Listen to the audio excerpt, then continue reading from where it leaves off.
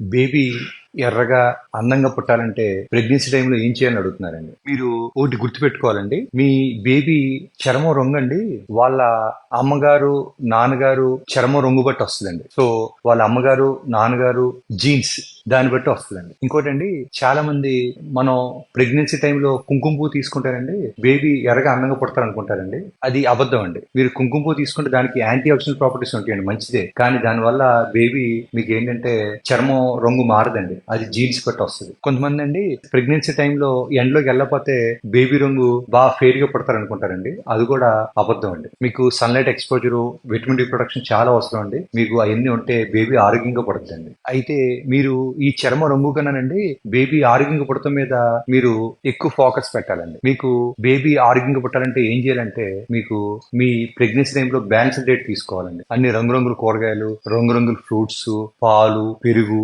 Fish, white meet, lean meats తీసుకోవాలండి. Eggs. మీరు బాగా హైడ్రేట్ అయి ఉండాలి. ప్రీనేటల్ విటమిన్స్ తీసుకోవచ్చండి. ఫోలిక్ యాసిడ్ తీసుకోండి, దానివల్ల బేబీలో న్యూరల్ ట్యూబ్ డిఫెక్ట్స్ రాకుండా ఉంటుందండి. విటమిన్ డి తీసుకుంటే బేబీ స్కిన్, బోన్స్ చాలా ఆరోగ్యంగా ఉంటాయండి. ఐరన్ తీసుకుంటే మీకు హిమోగ్లోబిన్ పెరిగండి, బేబీకి ఆక్సిజన్ సప్లై బాగా జరుగుతుందండి. రోజు ఒక గంట వాకింగ్ చేయాలండి. రోజుకి 7 నుంచి 8 గంటలు నిద్ర ఉండాలండి. దయచేసి స్మోకింగ్ చేయకండి, మద్యం తాగకండి, ఎక్కువ కాఫీ తాగకూడదండి ప్రెగ్నెన్సీ టైంలో. అట్లీస్ట్ ఎండలో ఒక గంట ఉండండి.